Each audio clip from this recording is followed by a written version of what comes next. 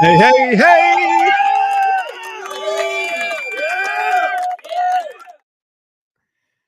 How you doing, man?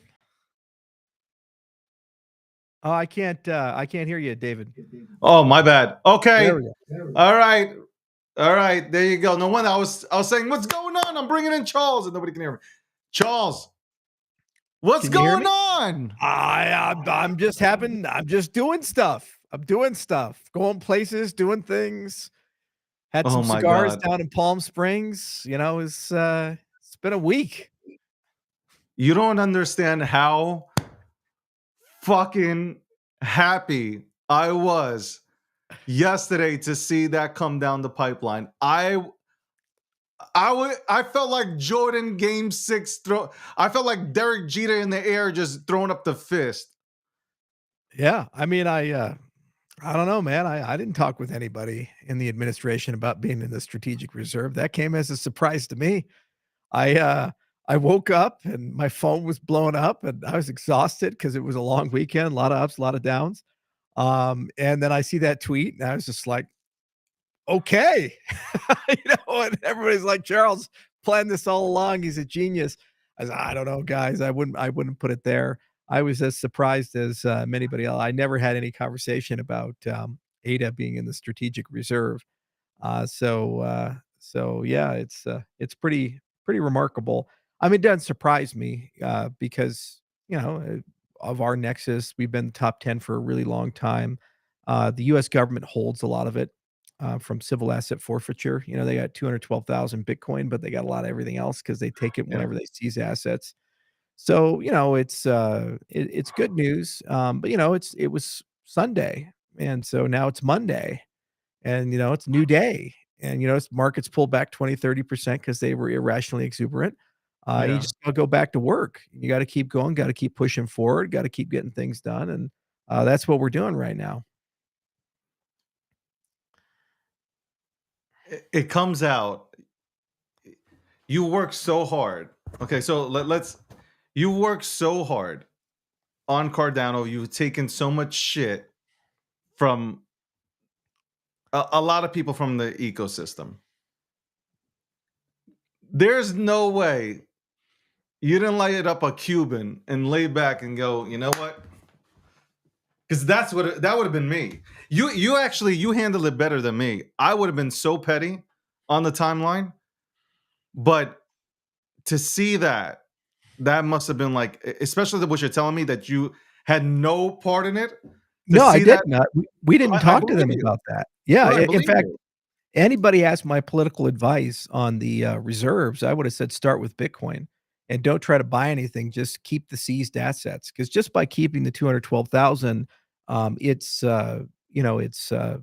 makes the U.S. Already one of the largest holders of Bitcoin, and it had been not really controversial or political.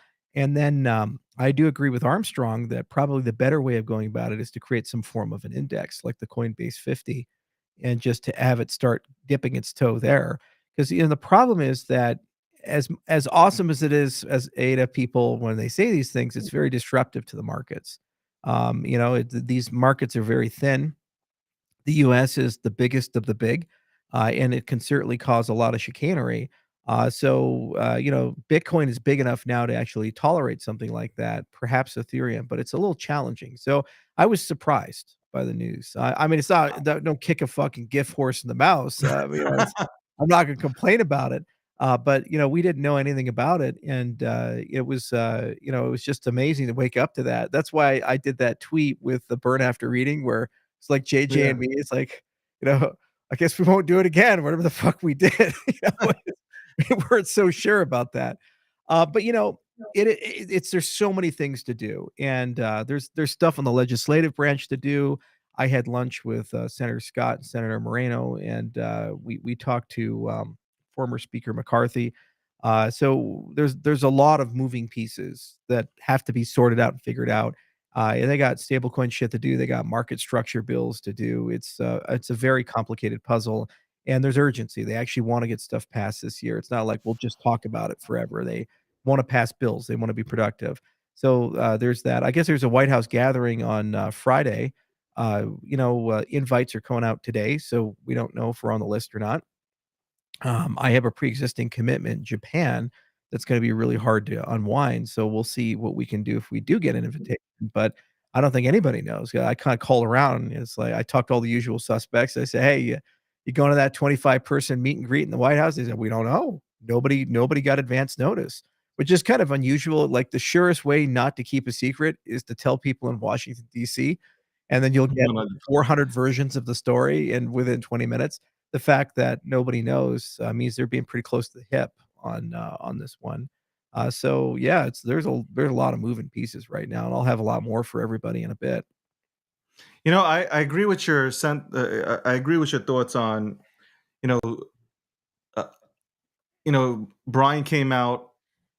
I think Tyler came out from Gemini. A few people came out and said, I think that it would be great if it was just like Bitcoin and having a Bitcoin reserve and then having like an index for more so. Brian really hit it where like he would like to see the index. So I Yeah. kind of like I agree with that from that standpoint because they've fought so hard to get this, and everybody's been yapping about the Bitcoin Reserve, that when this came out, I think it like shocked everybody, Yeah. especially when Bitcoin and Ethereum weren't included in the first post. Yeah. It was like it was just I know, right? The Bitcoin XRP. maxis. They They all like the went blood vessel crazy. in their brain exploded or something Oh, like that. Adam back, all them. I was reading all the tweets. Max Kaiser, like I'm dying laughing. This was comedy hour. It was like going to the city and going to the comedy cellar. They were dying. They were crying. That made the How whole dare Trump you? administration worth it. If that's their only achievement in 4 years, I like, that is a vote well spent. It was great.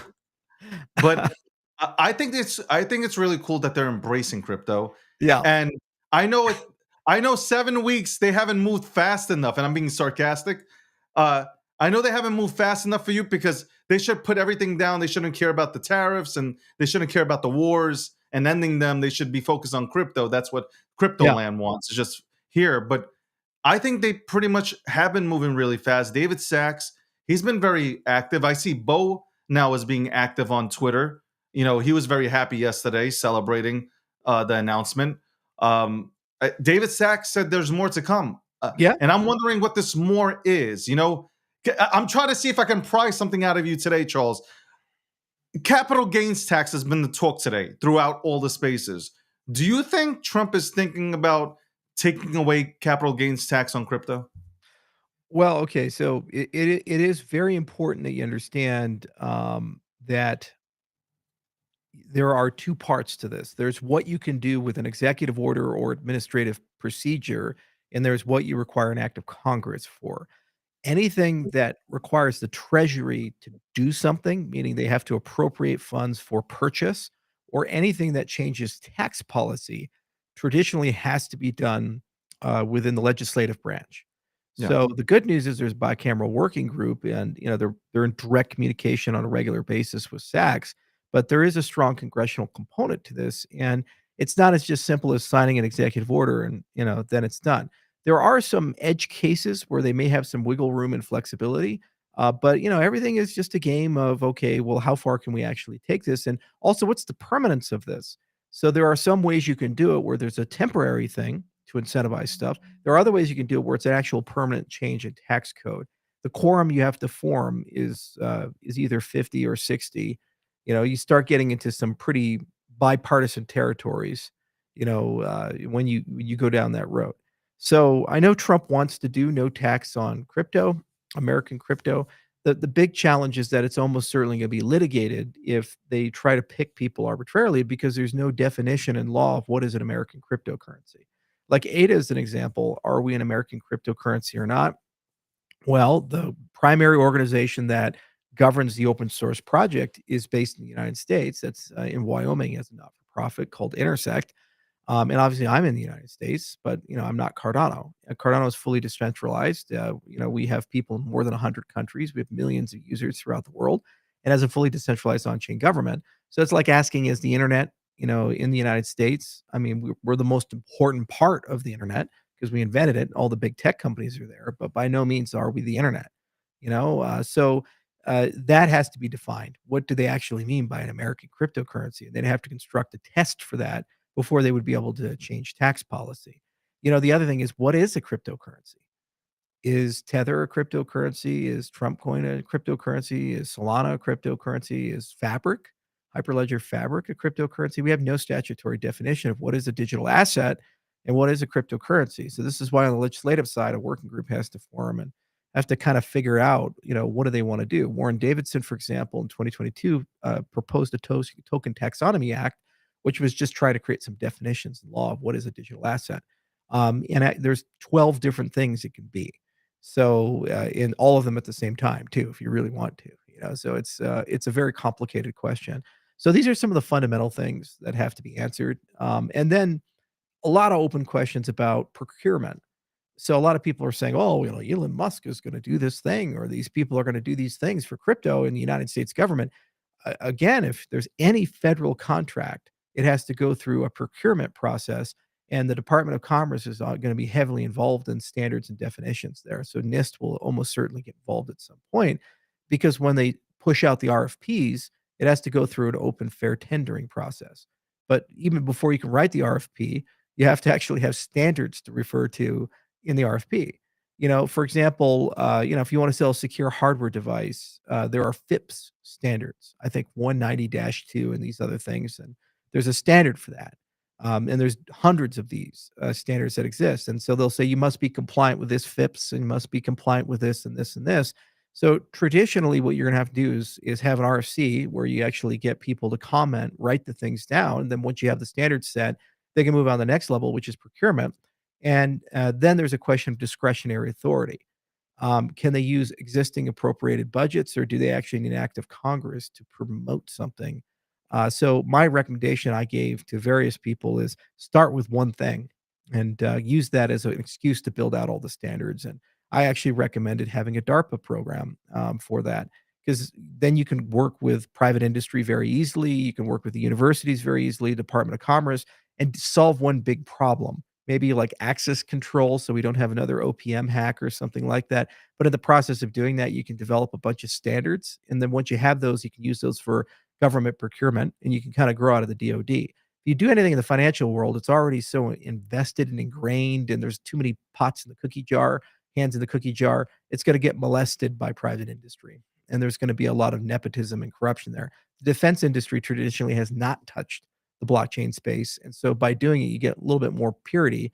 You kind of get a reset because everybody will rush to go over to that side of it. But there's a dozen different ways you can do it. You can do a voting system, you can do a supply chain system you want.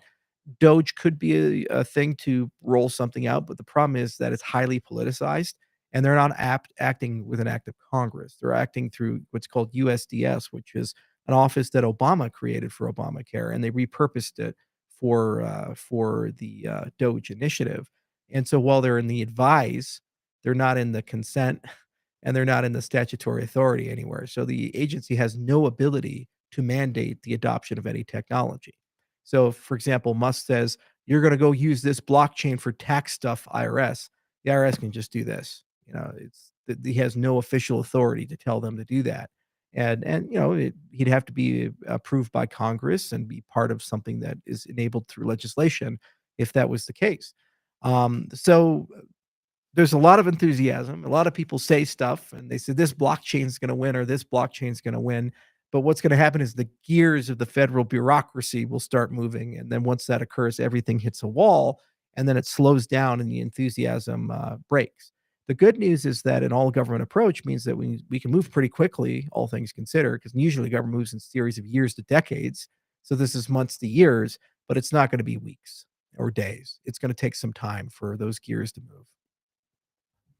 Welcome to the one-on-one special edition of the breakdown with Charles here. Again, there were threads made yesterday. They were like, "David, you must feel good that like you held strong on Ada." Yes, I feel absolutely wonderful. Okay, but okay. By the way, I saw that you and David Schwartz were schmoozing on the timeline. Looks like you guys are best friends. Looking like you're going to a hockey game very soon here. I love seeing that. You know, like being that I do appreciate. I think he's a hell of a person. I've spoken to him before. I do appreciate you seeing you guys, two intelligent individuals from the OG days, talking on the timeline. That's bullish for the industry itself. Yeah. That was cool that you guys got together. Well, I mean, Dave and I have very similar stories. You know, we have somewhat similar backgrounds, and you know, we grew up in this industry together, and we've both been around. You know, XRP launched a little bit before Cardano and Ethereum, but not too far back. And I was in the space when XRP launched. In fact, I remember the launch. So because we witnessed all these different things happen, and because we kind of come from the same stuff, you know, no matter we like each other or not, it just as all the good as all the people we remember disappear, Yeah. like we're the only people there. So you just become like the old warriors commiserating on things, you know, and adversaries at times, friends now, and I have a lot of respect for him. He's a very bright guy. He's very talented. He's been around. He hasn't retired. He probably could if he wanted to. He's still fighting the fight, and there's not many people left who are still fighting the fight from when I was growing up in the space. So anytime we have a chance to work together or do something meaningful like what we're doing with Midnight, and hopefully something with Real USD, we'll see. It's good. You know, it's good, and he's a super bright guy, and so it's nice because he just gets it. You can have a deep technical conversation, and you don't have to repeat yourself, and, you know, he's able to understand, keep up with it, and contribute to the conversation. I People were in the spaces they seen you guys talk to each other or acknowledge each other, and they were just like it was like somebody scored a goal or there was a touchdown thrown, and like obviously everybody's celebrating. Um, okay, what do you think is going to be said? Now hold on, no, let me time out. You went down to Florida, right? Yeah, Was it Mar-a-Lago? I was in Florida. You were in Florida, okay. I was in Florida. Guys, I'm trying. I could only push so like, I'm going against Chad GBT right now, okay? Um, okay, so The you were only in thing I'll Florida, confirm is I smoked some great cigars there at Churchill's. so That was so you pretty much smoked some great cigars. Okay, yeah, got it. with Mr. Um, JJ. shout out to JJ. Love JJ. JJ is a really cool cat. Yeah. All right. What do you think or do you know anything that's going to be announced during this town hall for crypto, or is No, just that even top if I secret? did, I wouldn't say anything. I mean, look, there's what we do in our little degen world, but you Yeah, know, once we set that aside, it's the United States of America.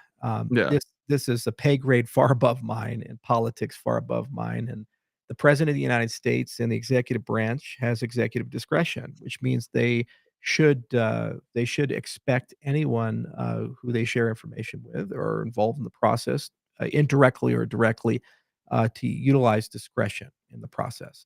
So, you know, I had probably more than 60 journalists reach out to me, everybody from Politico to Bloomberg, ask questions. Hey, what's going on? And it's standard thing again and again and again. I said, no comment, no comment, you know, one after another. Like, let me just bring one up here. You know, I think this is from Politico. Uh, Guys, you asked me, this is what I'm doing. Okay. The people asked me. They're like, can you read that? I can see it, Yeah, you but I know. would have to go up to the monitor. Yeah, I would Don't say, hold it "Hey, up too Charles, long. it's so and so from Politico. Hope all is well. I'm writing on crypto reserve plans today. Are you free for a quick call?" I say, "No comment." So journalists will always give it a second shot. He says, "Got it. Could we talk off the record? Just curious to get your thoughts on how Donald J. Peros is playing." Said, "Out of respect for the president, the process, and future announcements, I'll keep quiet on this one." That was the standard thing. You gotta say it, you know, and I love you, Dave. I wish I could break everything, if I knew something. I'm not saying I do, but if I did know something, I wish I could break all that shit with you, but, you No, know, I listen, it's anything above the that's pay grade, and yeah, you gotta give these guys discretion for this type of stuff, because you know, this is not small potatoes. This is of the course. United States of America. It's the richest and most powerful country in the world, and the people who run these things, even though the media doesn't wanna give Yeah. them any respect, the Treasury Secretary occupies the same seat as Alexander Hamilton did. The Secretary of State occupies the same seat as Thomas Jefferson did. Okay, that's our legacy we're talking about here. And the president of the United States sits in the same seat that George Washington sat in, and we got to respect the office. You got Of to course. respect those people. And I guess I'm an old school guy like that. So once you go from, hey, we talk and we plan to they actually want to do stuff, then everybody shut the fuck up. Don't talk to Yeah. the press. Put your nose to the grindstone and say, how can I be helpful? And have no ego at all in the process. The thing about politics at this level is that you can be in the inner circle, you can be God, you can be just doing crazy shit, and then tomorrow you're out. And when you're out, you're out. It's that simple. You We don't know, want you out. or, We don't want when you you're out. out, you're out, and they sometimes don't even tell you. They just don't invite you. You don't get an explanation, you don't get to know why, and a lot of people are, "Oh, that's unfair," and they go and run their mouth and all this other stuff. I'm sorry, that's just how it works at politics at this level, and you know what? You don't say a shit. You just take it on the chin, say, "This is the most powerful country in the world, and if they wanna run it that way, they got authorized by the fact that more than 78,000,000 people gave them that power and chose them to have that power. So you just gotta let them do their thing and push through. I think one of the big problems with the American political system right now is we've forgotten that. It wasn't Yeah. too long ago when It's true. Kennedy was like, "Ask not what your country can do for you, ask what you can do for your country." We really could get shit done in America when people had that mentality, and when everybody went to that ego, "It's all about me, and it's all about my ecosystem," in my commercial interest, that's when everything went to hell. Like, I have every right to go out and be like, "Oh my god, I'm so excited about Ada being inside the reserve." But, if somebody had asked me about it, I never had a conversation about it, but if I'd ever been asked about it, as I mentioned, my advice would have been, and I think I even tweeted a while back about it, to you just start with Bitcoin only, because I thought politically it'd be more palatable, and then also they'd have to have a secondary concern to build market structure in a way, like an index or something to avoid hyper volatility and, big disruptions, because these markets are too thin for an actor like the United States, like BlackRock getting involved. It's very big. Yeah. That would have been the advice that I gave. Now, obviously, that's not my best interest. You know, you know, I would be like, you need to just have an ADA reserve. That's what you need to do. Fuck all these other guys. Like ADA is the best thing inside the entire world. But no, you can't do that. You got to give frank advice. And when people ask me, and I put my hat on as an American citizen, who's a veteran of the industry, who's been here for 15 years, it's very different than when I put my hat on and I'm the CEO of Input Output or a member of the Cardano ecosystem or these other things. These are very different hats you have to wear. And if people aren't capable of doing that, they shouldn't be in the room.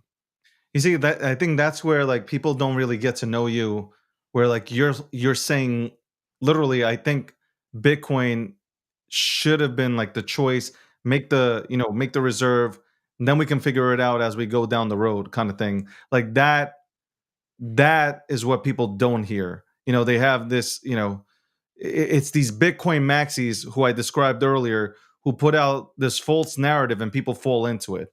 And they don't ever come close to sitting with members of Congress like yourself and Right. having conversations that actually see our ecosystem grow. Yeah. So I A- obviously a- appreciate that about you. And the other side of it is when the president's made a decision, you don't litigate it. Yeah. He's chief executive officer in the nation. So he says, this is the way it's going to be. The next thing out of your mouth should be, let's find a way to make it work. So there's got to be a way to make what he said workable and make it work well. It's commit, Do and you that's see a way that it can work? Like, do oh, you of see course, this? of course. I think and I mentioned this to the senators I had, lunch with. I said, "Politically speaking, the reserve idea is gonna be very challenging and politically difficult. My view is you should just first pass a law to authorize the federal government to hold and reserve the cryptocurrencies it seized through civil asset forfeiture. So instead of divesting them, just let them hold that.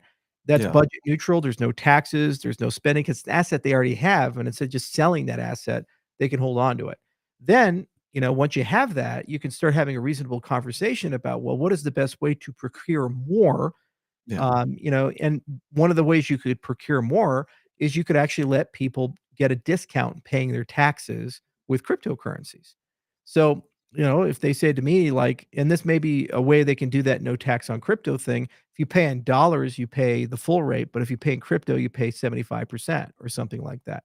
So then again, it doesn't require you to, buy anything. You just start getting it. A lot of people start buying crypto, pay taxes, and it creates more demand inside the market.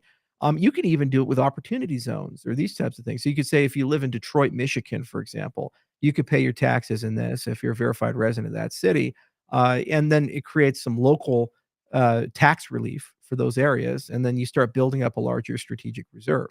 Some companies do this when they do a lot of international business. If they're low in inventory of a currency, they'll start taking transactions in that currency to build up their reserves instead of buying it on the open market. So there's a lot of ways you can cut that and make that work well. And then the other thing is that I think they now that they're getting in the business of holding and buying cryptocurrencies, they need to bring in guys like GSR and Jane Street and these others who are domain experts in market making and liquidity. Wave is another company. Bring those types of guys into the conversation so that they can get a Wall Street level view of, okay, well, how are we actually going to do portfolio management?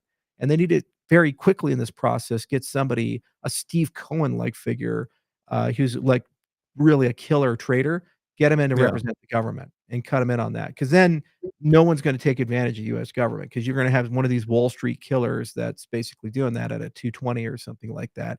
And he's got to make sure that they're taken care of. There's a lot of other challenges. These markets, not only are they thin, the trading infrastructure needs to be improved. There needs to be better financial products, your perpetuals and your options and these types of things for volatility and risk management. And then there needs to be some discussion about bridging liquidity amongst other jurisdictions and markets. So all that can be worked out. And the good news is that Trump is a much more sophisticated president and has much more sophisticated people with respect to managing markets than, let's say, a Biden or any of these other people, because he's a creature of Yeah. Wall Street. He grew up in New York. Literally every week he's having dinner with one of these killers like Steve Cohen or, James Simons or whatever throughout his life. So he's got Lutnick and Besant and these other guys, and they're heavy, heavy hitters. Besant was one of the guys broke the Bank of England, and Lutnick's a very skilled guy. So he doesn't have to look very far to pick up the phone and call a guy who, like, knows how Wall Street works at the highest level. And within one phone call, you're talking CEO Goldman Sachs or BlackRock, Larry, and you'll figure it out. So that's the next step. Now that they have this reserve, they actually have to build the right market structure, and they need to get the exchanges in the room and have a conversation about that. The other thing that's not clear to me is the custodianship of, like, how are they gonna do that? And, what is the RFP process gonna look like for these types of things? Is the government gonna self-custody, or are they gonna tender out to third parties to do custody on their behalf? I suspect they'll tender to third parties, and it'll probably be somebody like Coinbase Custody or Copper, or Fireblocks or somebody that will get that deal. But I am very curious about it, especially since Ada is gonna be involved in this whole situation. They have to talk with us at some point about what they want to do and, how they want to do that. Another thing is that some of these assets are not just passive assets, they're voting assets and staking assets. So will the US federal government participate in voting and participate in staking? Or will it just be a dead asset where, it just sits and accumulates value? If that's the case, we could actually, on the Cardano side, see the US government having a DREP. It's not outside the realm of That's crazy. possibility. I mean, Yeah. it's pretty crazy when you think about it. So, I really do wish we can get some clarity on what their plans are, but I imagine that, it's gonna be a second, third, fourth order consideration above the announcement, and these are the kinds of things I'm thinking about right now. It's not, "Was this a good idea or not?" President made the decision. It's, "Let's go do it," and, then what the industry needs to be talking about is, "How do we make this work?" Inclusion exclusion is another thing a lot of people have been asking about. The inclusion criteria, like, can H bar get on, or can dot get on, or what are these criteria for how they Yeah. get into the reserve list? That's again why I thought it was a good idea to just deal with civil asset forfeiture, because you're not really making decisions. You're just, uh, you know, saying, hey, stuff you already own that you seized, you can just hold it now. So you're not really you're punting on the complex question of inclusion Right. exclusion, because inclusion exclusion really should be dealt with a standards driven process.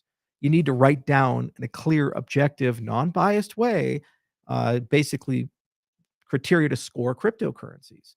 And actually, that's something you can go and talk to your ratings agencies about. Weiss does this in the cryptocurrency space.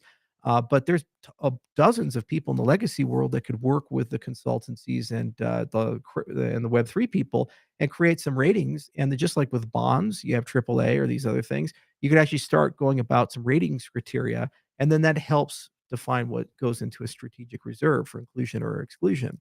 I think Cardano would obviously and XRP would score very well inside those rating circles. I really believe that because we've been around for a long time. We've been in the top 10 for a long time. We've been through everything you can imagine, from issues with the foundations to market collapses and changes in core teams, et cetera, et cetera. We survived all of that. It's a very safe blue chip style cryptocurrency.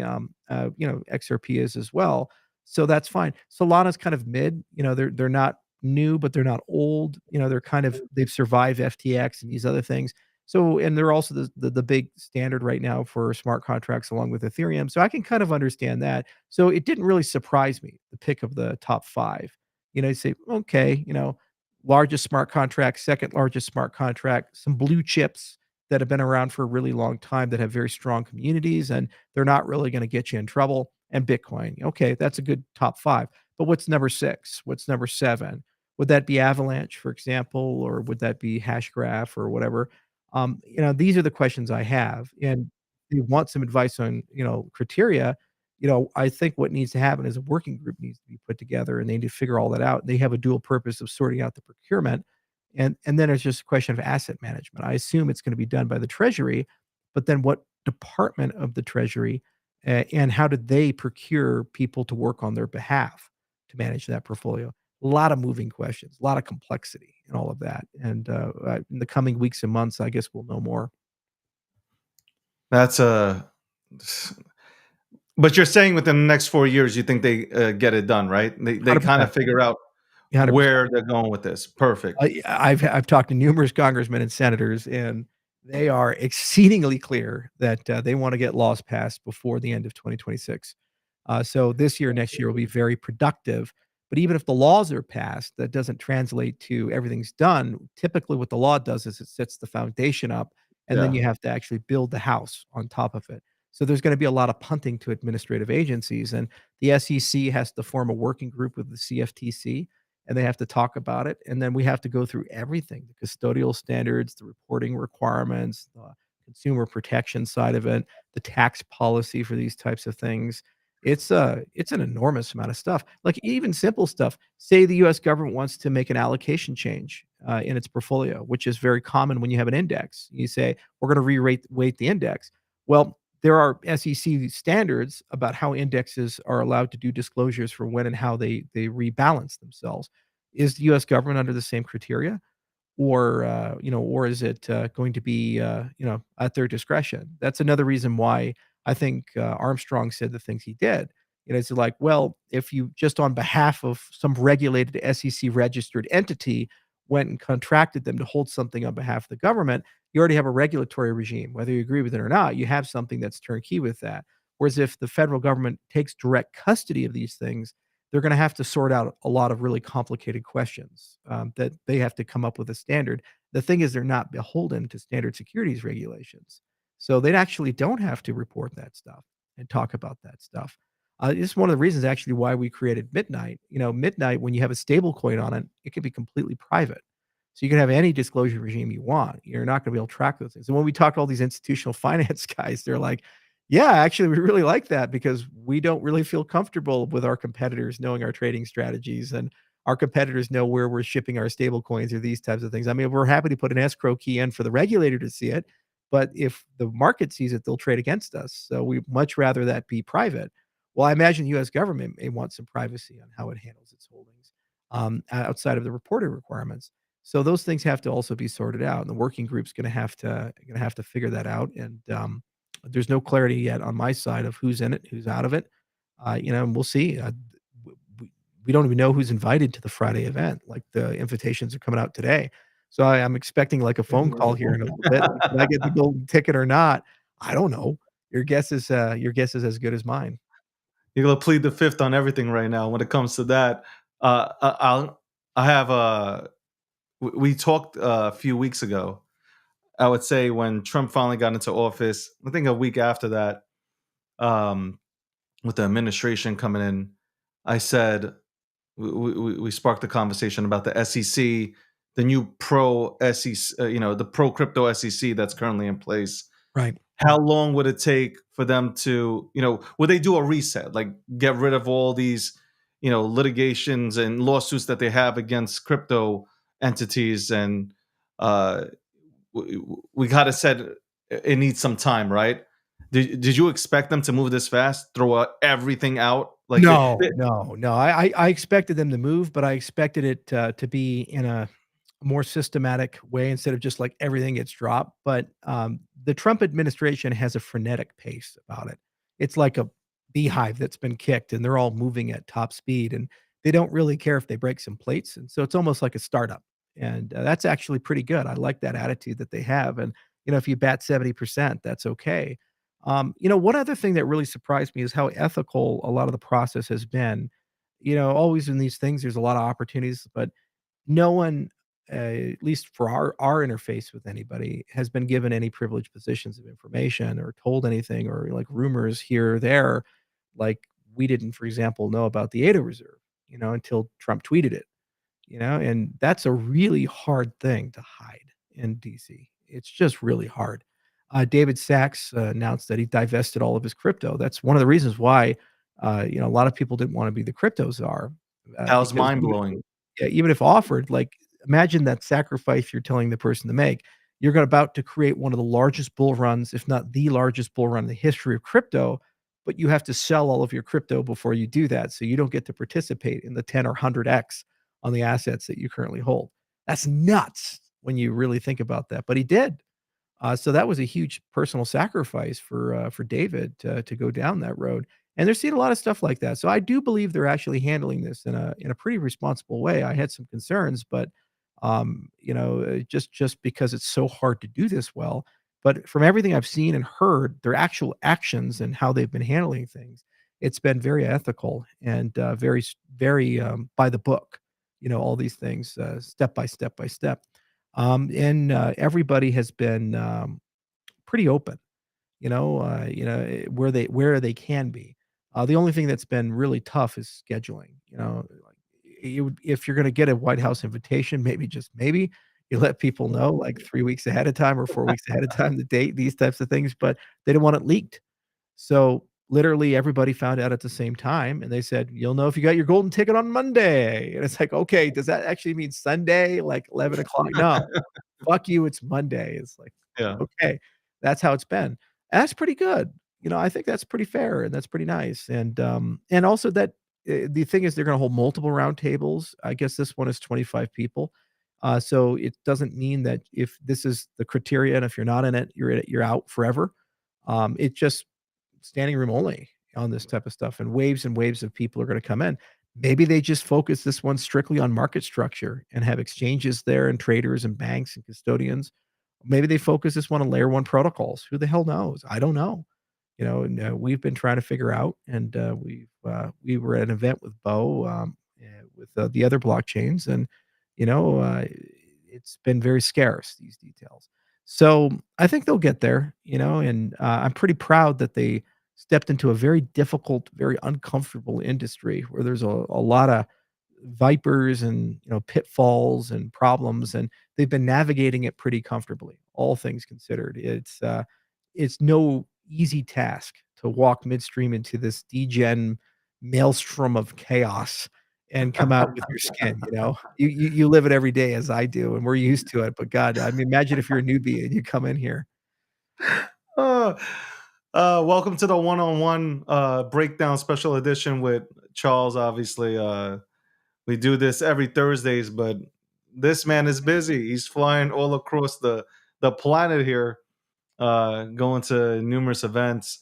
I would have just think that, being that ADA was put on to this, crypto reserve, that, there will be that golden ticket for you to sit at, the table and discuss, how, crypto can benefit, or whatever they're talking about, but how Bitcoin can essentially benefit the United States of America.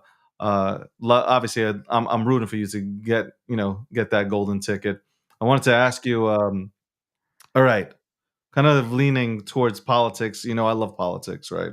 Yeah. You love politics. Well, I said I'm What gonna do you give think? up politics for Lent, so I'm not gonna talk too much about him. Zelensky.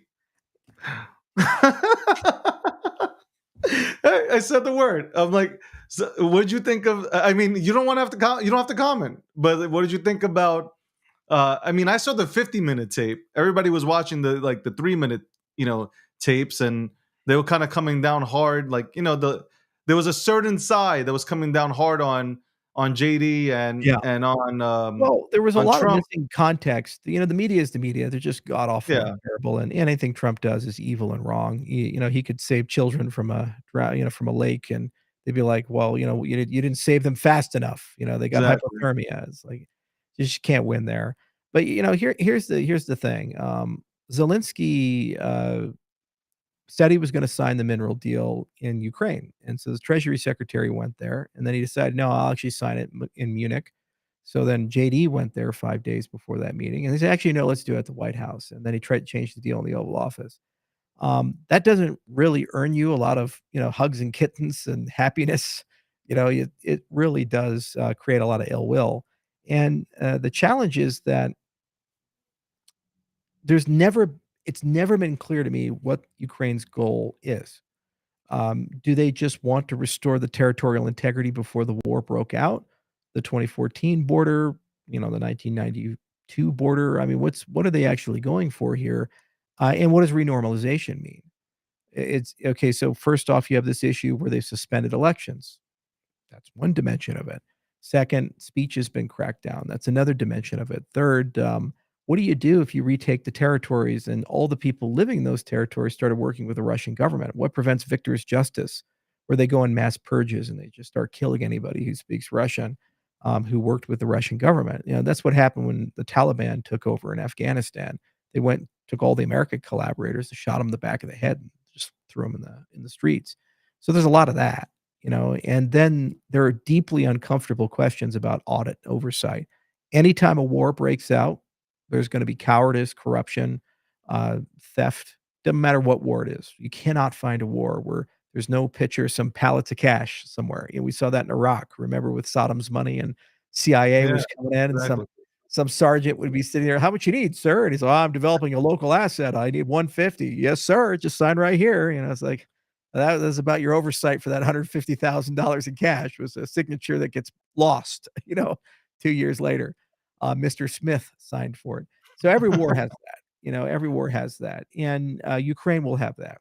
There's gonna be billions of dollars waste, fraud, and abuse missing, because, if you're some guy, mid-level person, and you don't know if you're gonna wake up in Russia or go to bed in Ukraine, maybe you just squirrel away some money for your family because you wanna move out, after the war is over, and relocate to Germany or Poland or something, and, that 50 or $100,000 can go a long way. Multiply that by 700,000 people, and you start really getting the idea of these types of things, especially if people have been forced conscripted. Imagine you're just, like, chilling, you're just about to go to the bar, and some truck pulls up, and guys grab you, and you're like, "You're in the military now.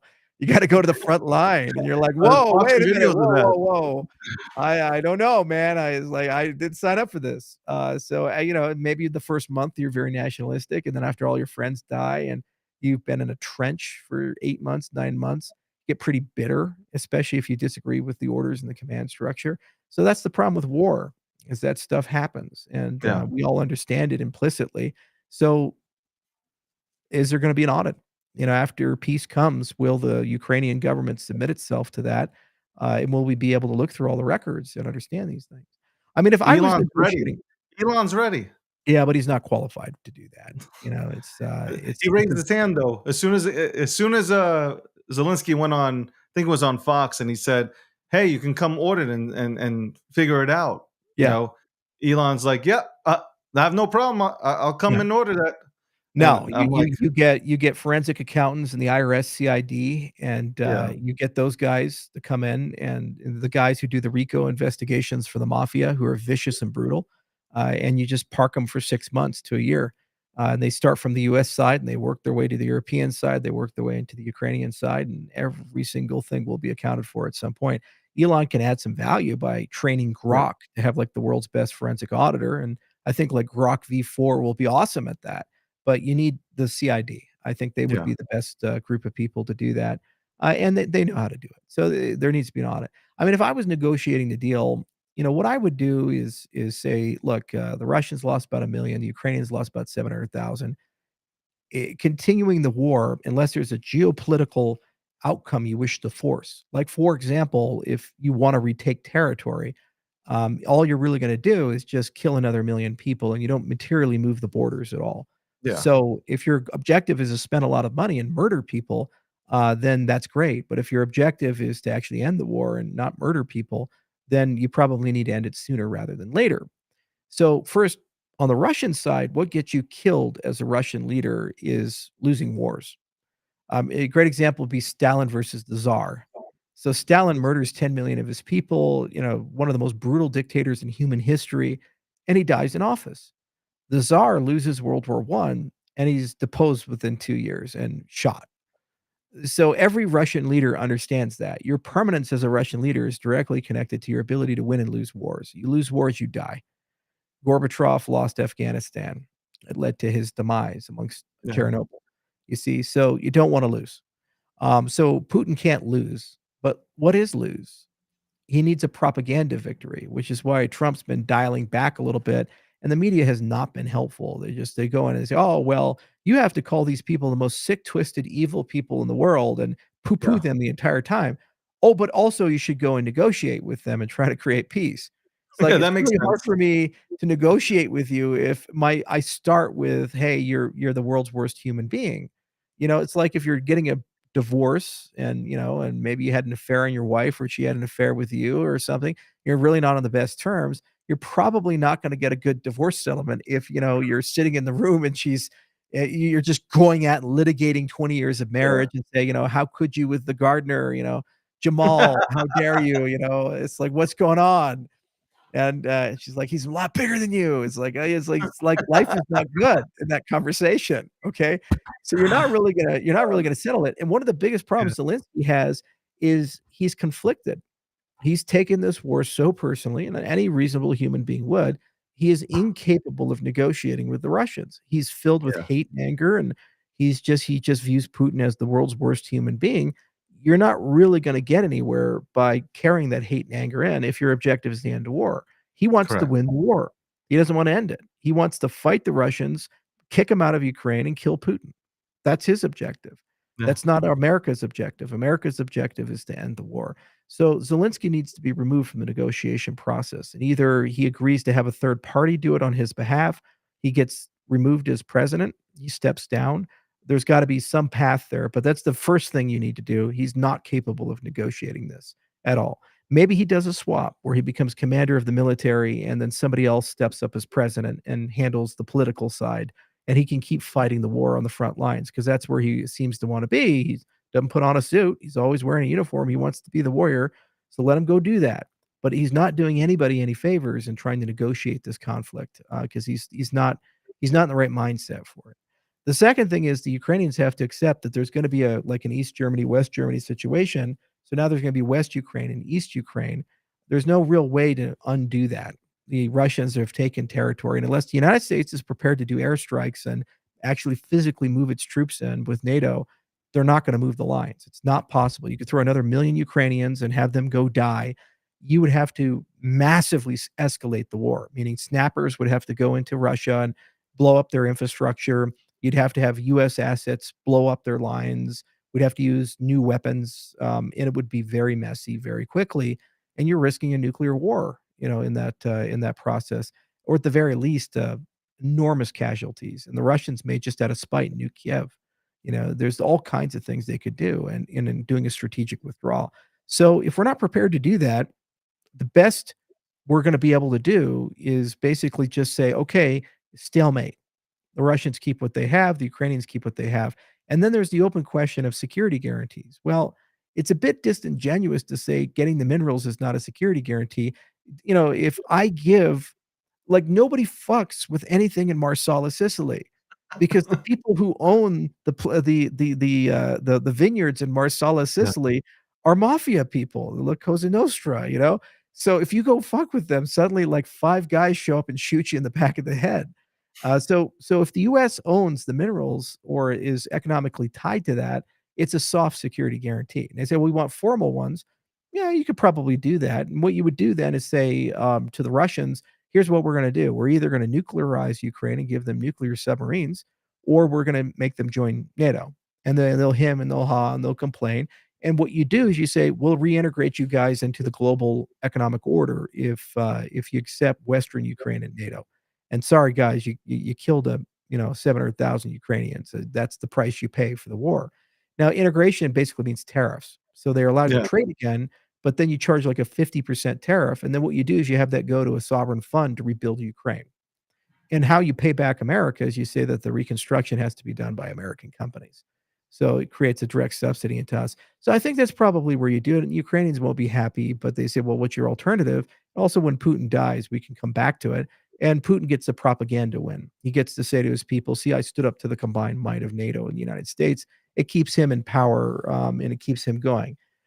So that's probably the deal that they're going to cut in some way or the other. It's kind of like 68 negotiating with the North Vietnamese, and wasn't they had a kind of a workable deal, and then it got blown up by Kissinger and the rest of the guys, and then they went yeah. and fought it for another 5 years. And when we finally did end it, another 1.5 million people died. We spent hundreds of billions of dollars. We got the same deal that we got in 68. So all these people with the Ukrainian flags who were, war hawks all of a sudden, who loved peace when Bush was president and said he was the worst human being and literally Hitler, but now they're just like, we have to fight this existential concern. All those people, you always have to ask them, okay, well, what's your end game here? And see if they've even thought about it. Marco Yeah. Rubio said this when he was doing the press tour. He went around and he was like, I could talk to all these foreign ministers who say stand with Ukraine. And I said, yeah, but what does that mean? And what are you prepared to give? And then these Europeans, they say, "Oh, we support you, Zelensky." It's like, okay, well, there's what you say and there's what you do. How many weapons? How much money? And are you sending troops? Those are the big three things. So yeah, $3 billion from the UK is going their way. Great. Well, how many weapons and how many troops? It's a numerical thing. And unless they're prepared and able to put troops in and weapons in, it's not going to meaningfully change the stalemate that's currently there. So it They doesn't just matter. said, "Go make up with the United States of America. We'll give you this money, but you need to go Right, make up with them." Because right. that at the end of the day, like, Canada said, "We'll give you boots on the ground, and we'll give you, some of our military." They have their jets amount to 63, Yeah, so they're willing to give them 10. That takes you down to 16%. It's just weird.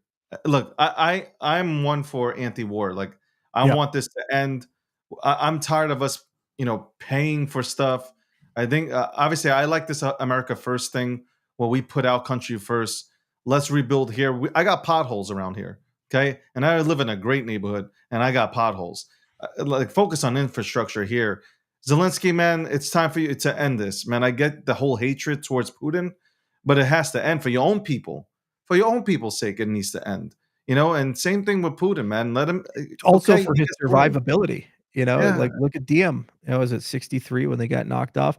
He's not gonna live much longer if he's still a barrier to the peace process. If the great powers get together and they decide what they wanna do, and this one guy in, military fatigues decides he's bigger than all of them combined, he's not gonna live very long. And either the US will leak his position to the Russians will kill him, or, his own people will kill him, his own people, or yeah, some mysterious accident happens and then the replacement will be a lot more amenable. I mean, I just be real with people. That's how geopolitics work at this level. that's crazy. Nobody is above it, and you have to Yeah, be a great power to be able to play this chess game. And the United States and Russia are great powers, and the combined might of Europe can be a great power if they so choose to be. China's a great power. So whenever you get in these ebbs and flows of these things, the law really doesn't apply. Decency doesn't really apply, human rights doesn't apply. They're gonna go do their thing, and if the great powers decide they're done with this war and it has to be packaged up, they're done with the war. It's gonna be packaged up, and we're all gonna move on. And if you're the guy saying, "No, no, no, I'm gonna keep fighting," that's not gonna happen. He's gonna be assassinated if that continues going. I think he's starting to realize that. I mean, he's going on this save face tour where he's shaking yeah. hands with all these people. I and it shows you how naive he is politically.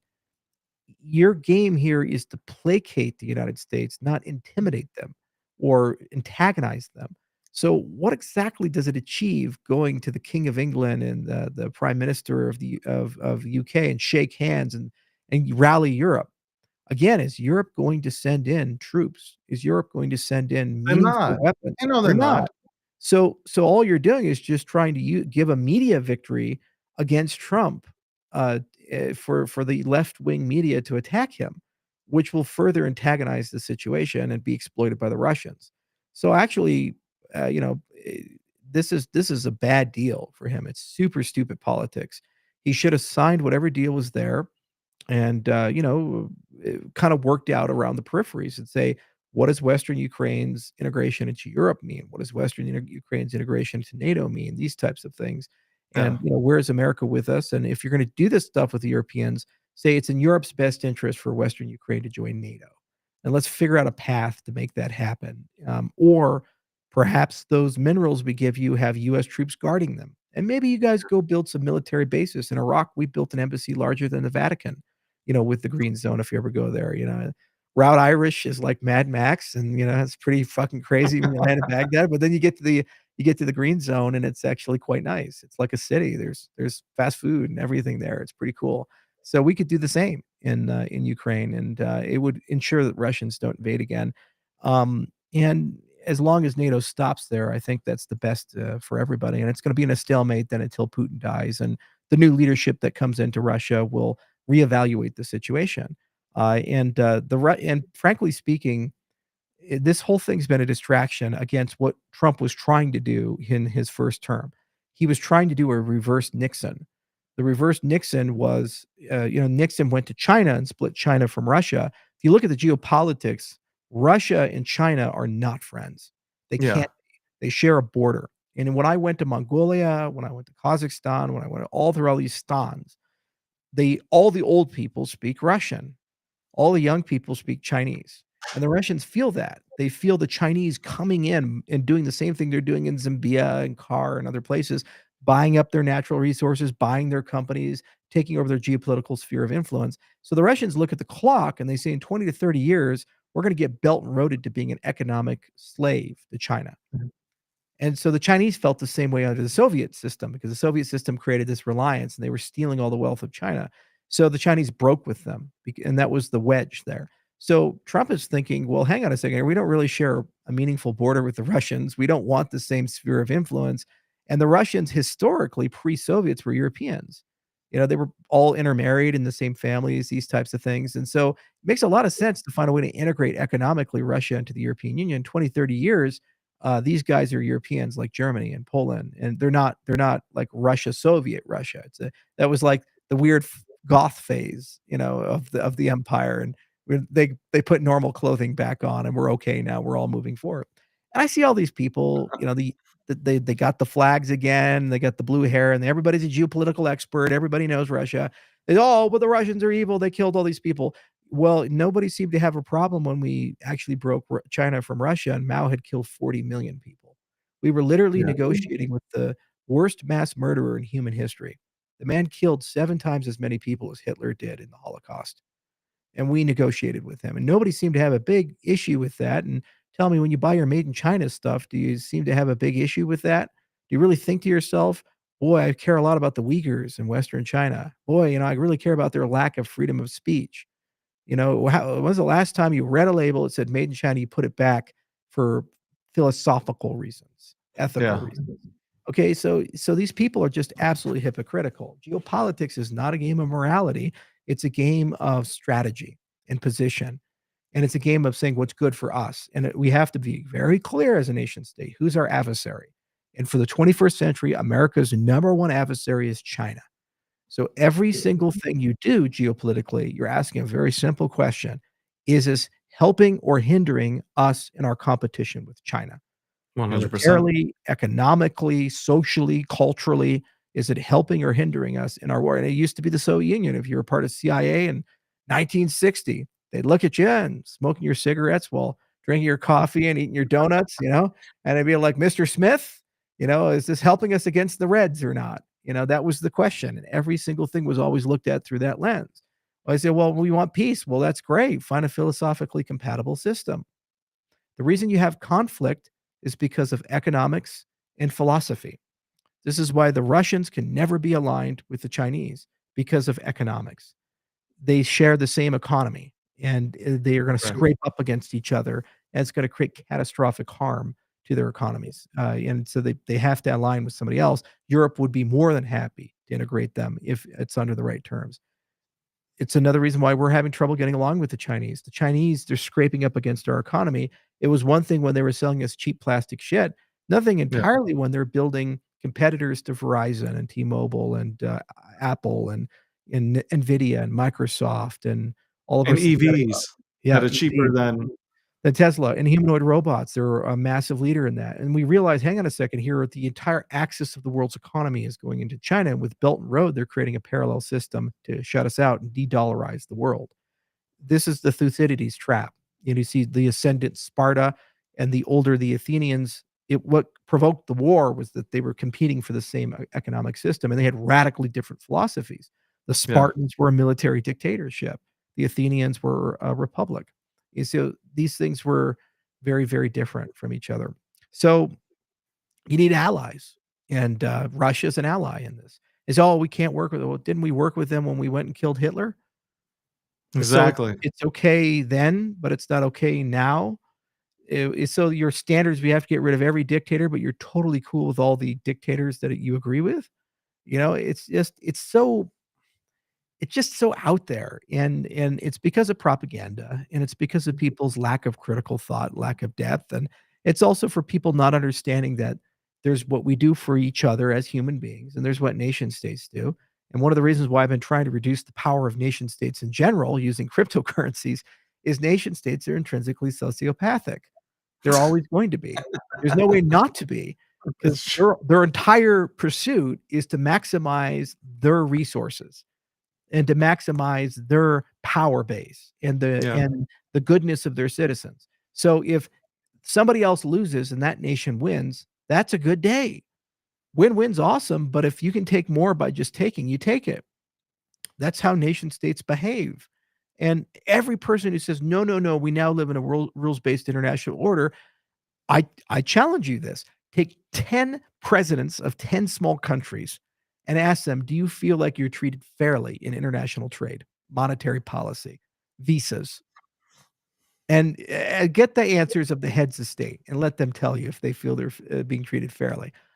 This rules-based international order was not built for that. It was built to preserve and protect the empires and prevent great powers conflict. It was not made to make honest countries, nice countries, and these things. In many ways, Trump is the most honest president we've had probably ever in the history of the United States because he's the one guy running around actually telling people how the world really works at that scale.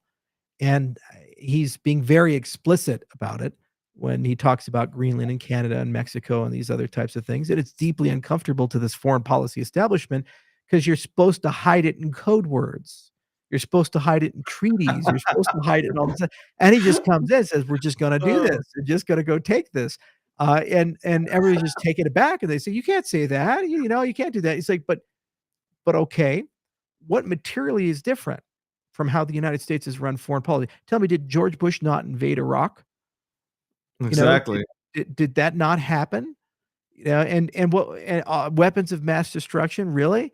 Did That we Hillary found none? Clinton Yeah, exactly. Did Hillary Clinton not kill Muammar Gaddafi and brag Yeah, about it and say, "We came, we saw"? Tell me about Syria with Obama and that whole thing. Tell me about Manuel Noriega with H.W. Bush. Tell me about the first Gulf War. Tell me about Grenada. Tell me about all the like, literally every 2 or 3 years. Tell me about Kosovo. Let's just Kosovo, go oh through my the list, god, man. Yeah, going back. yeah, it's Do you know like what do you know what Clinton said? what's that? 2000, it was an interview he did, and he said and the Democrats can't really say anything, the left can't say nothing. He was asked, "What do you think of Putin?" He goes, "Putin is brutally honest." He goes so the interviewer goes, "Tell us more. Just would you trust him?" He goes, Yeah, because he stands on his word. So they go, what do you mean? In the back office, when we talk in the back, when we sit in a conference room and we talk about, Clinton goes, I'm brutally honest with him. He's being brutally honest with me. At the end of the day, though, if something was said, he would honor it. And the Right. reporter asked again, would he honor it? Did he honor everything that you gave to him? And he goes, yes. He never moved a muscle to do anything, stuck to the agreement. And so, like, I really do think, like, look, I get it. Putin, like, is not the greatest guy in the world. Like, I'm not gonna sit here and vouch for him. Putin has his own mission. I think Putin's on his thing where, like, I want to restore Russia's greatness. I really believe that. Like, he wants to be the guy who restores Russia, the prime Russia. But I really, like, he's offered, like, what does the US do here? Putin has literally come out and stated, Charles, that he will give the United States the same type of resources, and they have more resources than Ukraine. Right. So you want to come here and you want to take some of our resources? He started naming out land that the United States can go to and take those materials if they Right. can come to an agreement and start talking with each other again. Where would like to me it's very confusing, right? Putin's offering the same shit to go. It also seems like I hate this, man. I hate diving deep into politics and stuff on this type of level because some people might unfollow you for your opinions and shit. Yeah. But Zelensky can come to the table and just sign off on the shit and say, okay, it's done. Speak to Yeah. Putin, figure this shit out like fucking grown adults. I know you hate each other. I know you hate him badly. Just sign off. Yeah. Just sign off. So I'll give you this scenario. What if the United States, what if Trump decides to say, you know what, I'll take on Putin's deal where we can get an enormous amount of, minerals, rare minerals from Earth versus the things that are being offered by Zelensky. And that's why I said he needs to be removed from the process. He cannot be objective and neutral. He's not going to negotiate with good faith in the process and think about the stewardship of his country. Um, he's just Do they not going impeach to. him? Yeah, of course they can remove, but that's the thing. He's not even legitimately the voice of his country. He suspended elections. And I keep hearing this thing like, well, we're at war. During the Civil War in 1864, the United States still had an election. 11 Yeah, of our states were still under Confederate control, and about a fourth of our population was under Confederate control. So we had an election. The head of the Union Army ran against Lincoln, and yet somehow we were able to survive as a country. Technically speaking, because we didn't rescind the citizenship of all the Confederate citizens, all those people were in occupied Confederate territory and were not allowed to participate in the election. And, you can structure elections in all kinds of ways. Like, you can yeah, elect the future president, but not have him take power until peace, for right. example. Just if anything, to have a democratic referenda on these types of things. And if Zelensky loses, it's a good referenda. And then what's nice is by having that future president, then you can remove Zelensky peacefully. If he becomes a barrier to the process, then you kinda say, "It's time for you to go." And the new guy that the Ukrainians elected can negotiate, who doesn't have the same feelings, that you Yeah. do. But his behavior in the Oval Office, again, the left-wing media is just, "Oh, it's completely justified." It's like, you are you have a patron who's providing you everything, and this patron has given you a third of $1 trillion. And let's be honest here, it's not just money. US Special Forces were there, CIA was there. Tier Yeah. 1 and Tier 2 operators were running missions with your people. US personnel were in harm's way. They bled with your soldiers. You do not walk into the seat of power of that country and be antagonistic. You do not publicly do that. Behind And you don't closed say that, doors. like, watch when the war comes to you. Yes, that's like, and That's also, what set off Trump. yeah, and also just how insulting that is to our history with the Soviets. The war comes to us. What the fuck do you think the Cold War was, you fucking Exactly. half-rate actor? What the fuck do you think that was? Do you understand that from 1945 to 1992, the United States was engaged in an all-out clandestine economic, in some cases, military effort, and we fought a proxy war for more than 10 years. in Vietnam. And in Korea, we fought for 3 years. My grandfather fought there. Don't fucking tell me when the war comes to us, like, we don't know the Russians and we have no experience with them. We've been dealing with the Russians since the Soviet Union was born, Yeah. since before he was born, and American blood has absolutely been spilled in that type of conflict. It was just such a patronizing thing for this guy. "Well, I'm fighting this civil war." You're not even the first fucking person to be on our side of it. What about the Poles, who fought with us in World War II, and FDR sold them out at Yalta? What about them? What about everybody in Eastern Europe that was with us? We remember you too, okay? Eastern Europe has a lot of experience about American promises, American issues, and these types of things. There's so much history here with us Yeah. and the Russians, some of which Putin himself lived when he was working with the Stasi as a KGB colonel, cleaning Yeah. them up in East Germany. Okay. These guys, they all know each other. We've all dealt with it. The United States of America, this is not our first rodeo and our first horse ride. And, our people made a decision. The election was a referendum. Do we want to support your country indefinitely and let millions of people die every year and hundreds of billions of dollars be spent every year to make Boeing richer? Or do we want it to come to an end?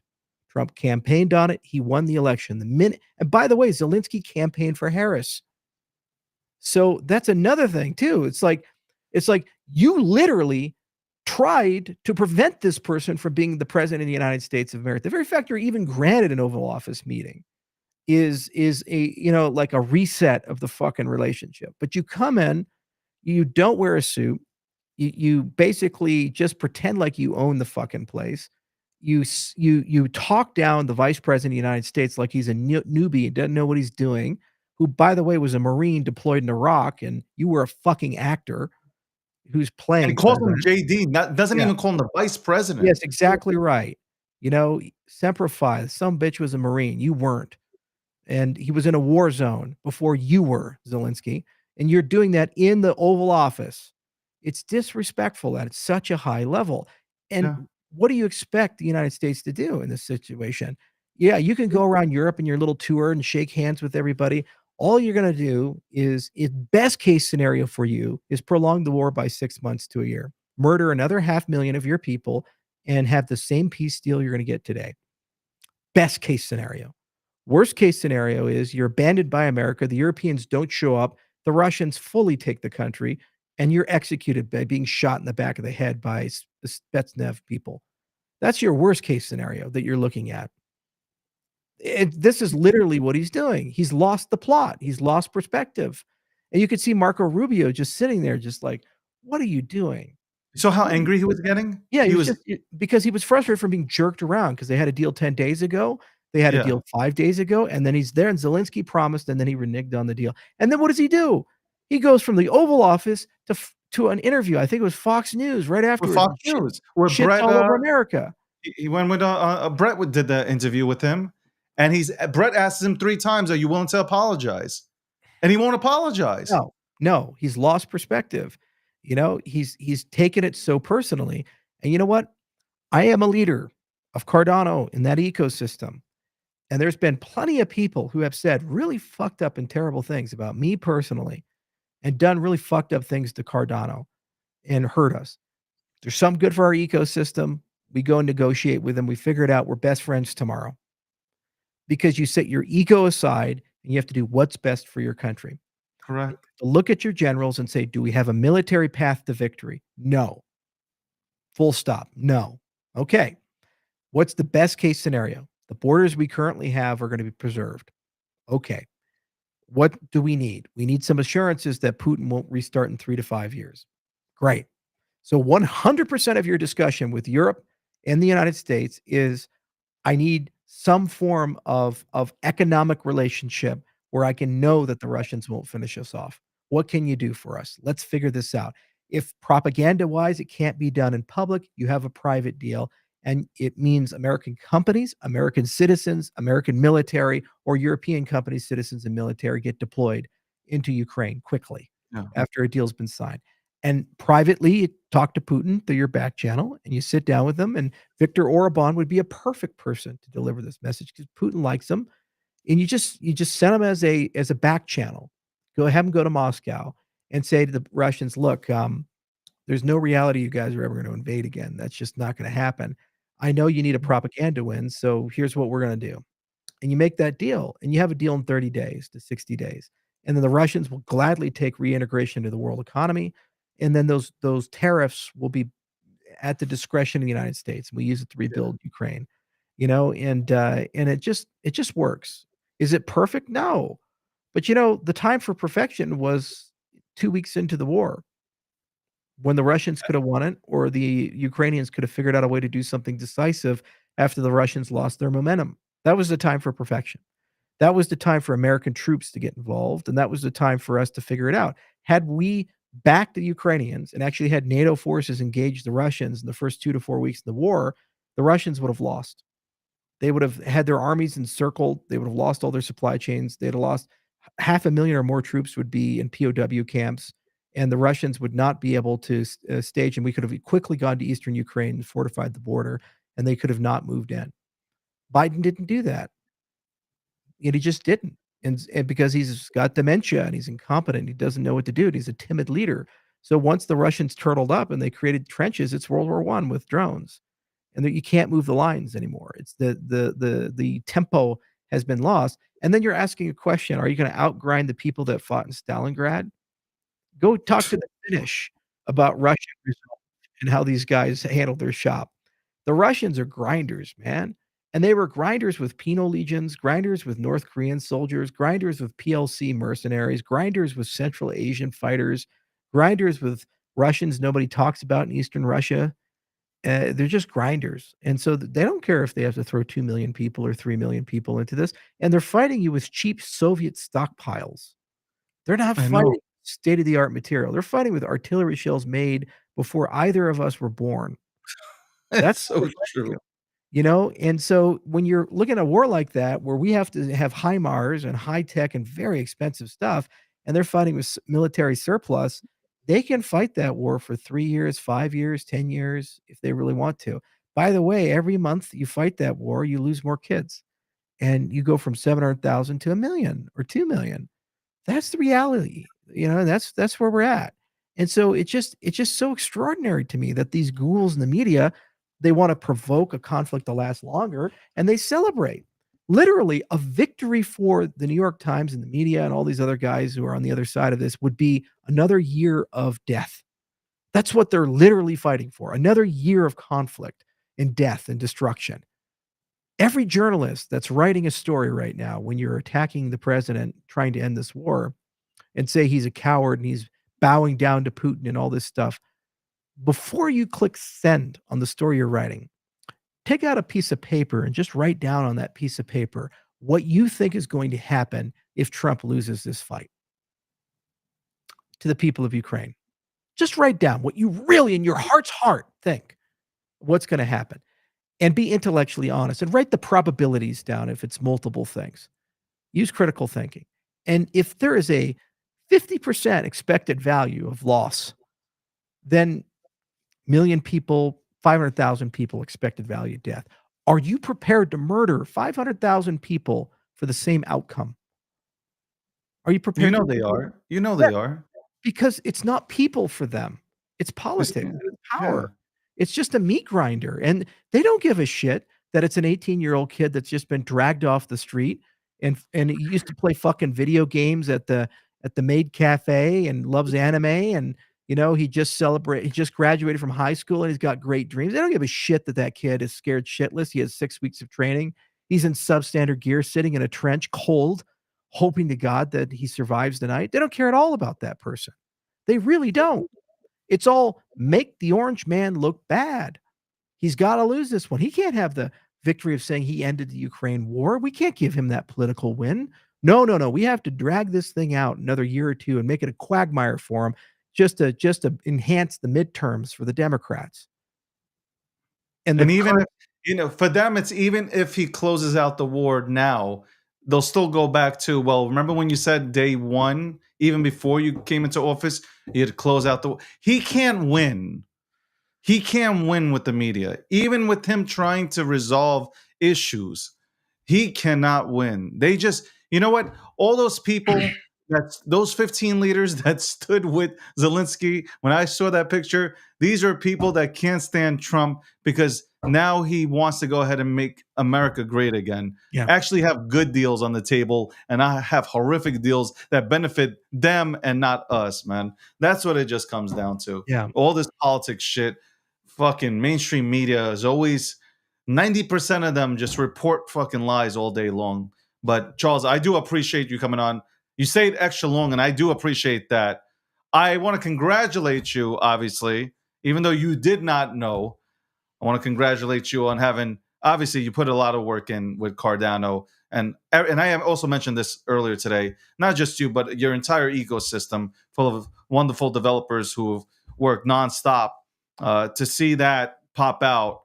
ADA included. Alongside with XRP and Sol, and then obviously Bitcoin and Ethereum.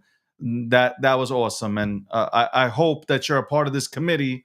Okay, blink twice, but no, I'm kidding. But I hope that you're a part of this committee where you guys sit down and you're a part of it to put things together to make crypto great in America again.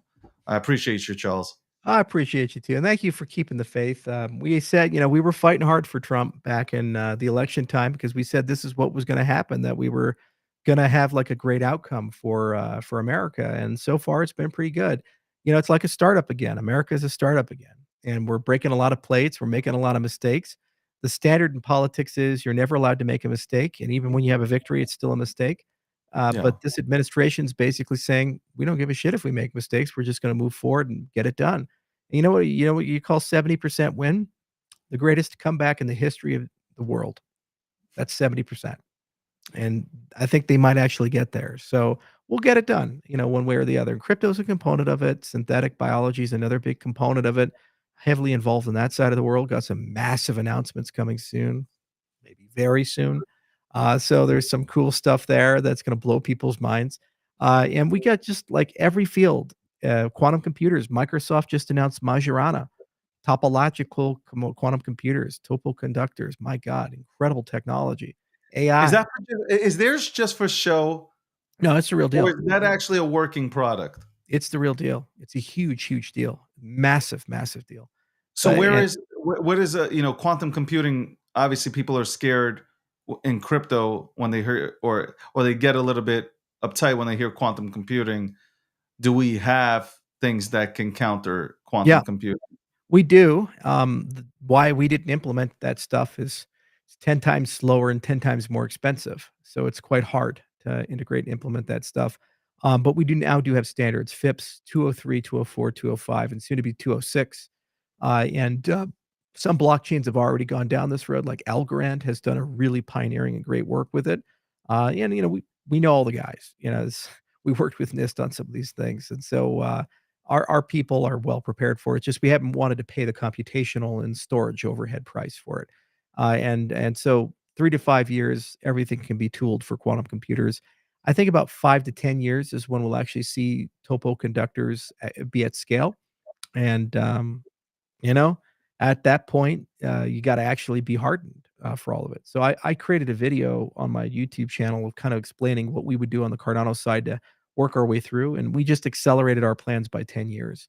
We said, "Oh, yeah, we'll get around to it," to now, I gotta call that guy now. We gotta go call the Lattice guy, and be like, "Hey, yeah, you wanna do some stuff?" And he's like, "Yeah, I like stuff. Yeah, I like money too." I'm like, "You son of a bitch." All right. So I was a little perturbed because the salary went from like 80K to 300K because he knows he's on demand and everybody's calling that guy. But he's gonna work for me because we publish more papers. We have 240 of them, so we got that guy still. I just gotta pay more for that guy. Got to pay for talent, I gotta Mr. pay. Cardano, ladies Gotta and pay. gentlemen. I don't Nope, even know what to nobody call you, hired Mr. AI in the Everything. '90s. Just That's saying. true. That was a PhD that nobody would hire. Usually, "I got a PhD in artificial intelligence." I say, "How do you like your philosophy degree?" Charles, I appreciate you. We'll have this clipped up, guys. I hear you Okay. already. We'll have this clipped up. We'll send up some clips. Shout out to everybody. Congratulations again to the Cardano community for holding strong and standing out there in the front lines. And and throwing hands with all the, all the people that had something to say but have no idea about how this ecosystem even runs. So again, congratulations, Charles. I'll see you in 2 weeks, and we'll go ahead and talk about the town hall and all that other good stuff. Yep. Thank you, sir. Have a good one. That's Charles. We have him on every single Thursday, but we obviously had to make an exception. Charles is again, he's doing a lot of big things, building, talking. You heard it here first. I thought Charles was down schmoozing. I thought Charles was schmoozing. He was schmoozing, but he wasn't schmoozing with the people that I thought he was schmoozing with. And it was a surprise to him. Just to give you cliff notes, if you're just joining in, it was a surprise to Charles that, when he woke up and he saw ADA on the list of cryptocurrencies for the crypto reserve, he was even surprised. And he stated here today, obviously, that he would like to see, or he would have liked to see just Bitcoin first and then move forward with everything else. From a selfish perspective, he said, obviously he would have just said, fuck everybody, have it be Cardano. But, from a reasonable standpoint, he understands what Bitcoin means to this entire ecosystem. And that's, that's my biggest thing. Like, why people won't tune into like a Charles X space. Like, if you're on, because you're on all different channels here. You have X, Rumble. You got a bunch of things where you guys are tuning in from all different social media platforms. But like, if you're on X, right? And not X the drug, but X formerly known as Twitter. If you see Charles in a room, spark that conversation, learn about Cardano, stop listening to these morons that have absolutely no idea what they're talking about. Okay? When they say vaporware, they don't know what they're talking about. They're just repeating what some moron said. Okay? It's a snowball effect. Jump into it. Learn about it. I had my one fight with Charles. I actually had one fight with Charles, and I held ADA. I wouldn't even say a fight, it was an argument. But he's always there. He is literally always there to go ahead and talk them issues out. That's it. They have delivered. And Midnight, I really believe Midnight will deliver. Bitcoiners are interested in Midnight. I'm going to repeat this again to you. Real Bitcoiners are interested in Midnight. They are interested in Midnight. You don't even know what Midnight is because you haven't taken the time to actually research anything in this goddamn ecosystem. You are stuck in an echo chamber talking about some random bullshit, and you're trying to score points, likes, and retweets. Like that really matters. Like that really goddamn matters. Midnight will be a game changer, okay? 100%. The entire ecosystem. It is literally decentralized. Go look at it. It is literally decentralized. Reach out to a D-Rep. Have the conversation. There's more to this space than just money. Just, money go up and fucking, price go up. And look into this shit. Just look into it. Thank you for tuning in. I appreciate every single one of you guys. I'll be back 1 p.m. Eastern Standard Time tomorrow with the breakdown. Obviously, this was a special edition of the breakdown. Charles' schedule, man, big times, wrapped up, and a tons of 3:30 was the only time he could have came here. So I said, you know what? I'll do a show at 3:30 with Charles. That's my man's right there. 9:30 a.m. Eastern Standard Time, Meme Talk Radio, that blast is off. 1 p.m. Eastern Standard Time, you have the breakdown. We talk about everything from politics to crypto.